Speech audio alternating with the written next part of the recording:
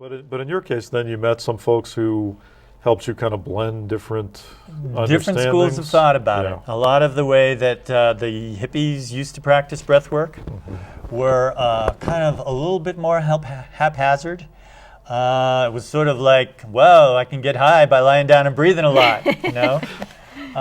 So sometimes there were some dangerous states that people might get into, or you might say ungrounded states where it was hard for them to kind of get back into a normal, way of functioning. So the way that breathwork has evolved over all these years, about 30 years since I've been doing it, are ways to make it safer, more predictable, more grounded, and still have wonderful transformational experiences, but kind of, stabilizing it, let's say. But I can still see God if I want to. If you want to see God, you can see God, and a lot of people still have transcendental experiences, really. Yeah.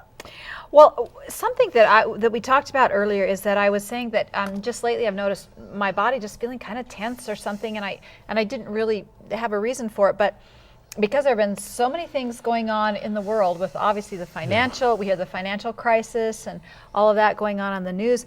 I really think it's just everybody's kind of tensing up because we're bracing for, the worst to happen or all of this trauma. Yeah, I And can feel myself holding my breath when I listen to the news. Yeah. I mean, Another hurricane down in New Orleans or the Gulf. So and the There's TV always tends something. to kind of generate a state of stress in your body. Yeah, but even with, it obviously there are big stresses out there right now. And so the breath work would probably be something very good for us to do just to try and get through the worldly things of the day that might be stressing us out. And also you do work with even more severe trauma with breath work. So maybe you'd kind of address that a little bit. I've worked with PTSD patients, people who have had post-traumatic stress disorder, people who have been overwhelmed by something extremely stressful in their life, who basically, and when that happens, a part of the nervous system does shut down. And it becomes very hard for them to function normally. What you need to try to do is to get that nervous system unstuck where it's frozen. A lot of times you think of the opossum playing dead as one of the phenomenons that happens with the fight or flight syndrome. Some animals you'll see that where they'll just sort of play dead. Right. Under the most extreme, overwhelming situations, that's their stress response. And with a person who's had overwhelming stress, parts of them will shut down. And breath work, among other natural therapies, have proven very well and very effective, safe and gentle way to kind of resolve that within people and get that moving again, get those stuck places moving again.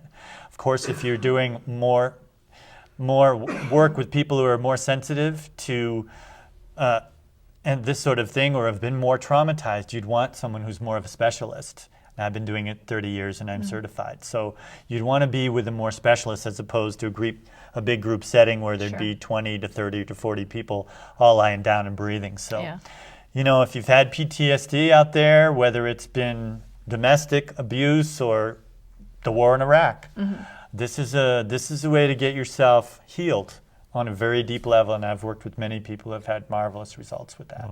Great. So yes, like you said, whether it's a big trauma or just those of us kind of working through the world on a regular day-to-day basis, Daily something stresses. to think about as our breathing. I think that's very, In very fact, important. the breathing, the number one ways to get yourself de-stressed, really is. So how long does it take? Does this just now come natural to you, this type of deep breathing?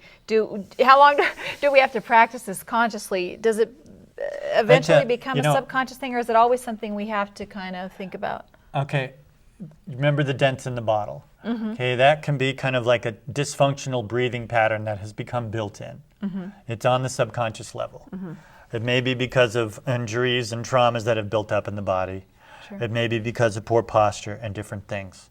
So you're going to have to work with pushing that envelope, getting that dent out of the bottle. You're going to have to work on the places where you're stuck. Sometimes I'll tell people, if you did 1,000 of those breaths, you'd have a totally different breath mechanism. And they go, 1,000? But what is that? That's 100 breaths per day for 10 days. And we take a lot more than that, obviously. We do 18,000 breaths in one day. Ah, wow. So, but they're shallow. They're not the breaths they could be. You can double or triple or even quadruple the wonderful full breathing pattern, and that's going to affect every area of your life. Interesting. Yeah, for me, the first step is just to notice when I'm not breathing. Yeah. Just You know, notice. or notice the Notice. shallow breathing, and then Yeah. you know, the choice maybe to do something different. One thing they say about noticing your breath is it as the number one meditation technique, that the minute you settle yourself and just watch your breathing, you're not in the past, you're not in the future, you're not in your busy thoughts, you're in the now. So, So whether you're trying to be in the now or find God or just get through your regular day without all that stress, the deep breathing can help on many, many levels. absolutely. Yeah. I can't think of anything else that's so holistic. In other words, that it can address things on the physical level, the emotional level, the spiritual level, memory level, you know, subconscious, unconscious, superconscious levels. Yeah. So there's no doorway like the breath that can go into all these areas. Yeah. Now, one question I had, and we might not have enough time to get into it too much, but you mentioned about you could feel areas in your body that get stuck when you take a deep breath or something is uncomfortable. Do those areas usually correspond with an emotional or a psychological issue if you feel stuck in a certain part of your body? Is that something for us to be aware of? A lot of times, if someone has had an injury, for instance, you know, I got kicked with a horse in my hip when I was 16. There's going to be a cellular memory, and it's what they call cellular memory, or just the nervous system remembers. And also, there's a little almond-shaped thing in the brain called the amygdala, which is kind of like a very crude recording instrument in the brain, which remembers when fearful or traumatic things have happened, and they will be re-triggered. It's like a stuck little recorder from even birth or early infancy and childhood. So yeah, the body does remember, and there will be emotional associations along with physical injuries, and sometimes it's purely emotional, and a lot of times in breath work, as you start to kick in the breathing, the cells start feeling better, they start rounding, they start feeling more oxygenated.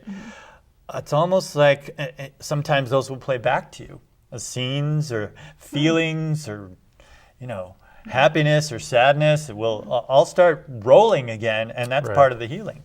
Wow. And in meditation techniques, as you're saying, a lot of them involve using the breath to get at certain places. Absolutely. And even I've experienced, you know, bringing the breath to a place and finding an experience where I was stuck or finding a place to work now. And even, you know, just real loose and quickly. But the chakra system, if the power center is further down the torso and the heart center is up here, you know, then it might not be a coincidence that I'm needing to stay out of my heart right now and there's no breath going there, you know. Yeah. And so those are all important things to notice. And then you can turn that around and use the breath as a tool. Right. Breathe in your heart or breathe in your solar plexus. Right. I'm going to put this book up near Dennis just so you can kind of get a glimpse of it. Oh, well, we can go back to the shot on Dennis there. Yes, he does have a book out, Heal Yourself with Breath, Light, Sound, and Water.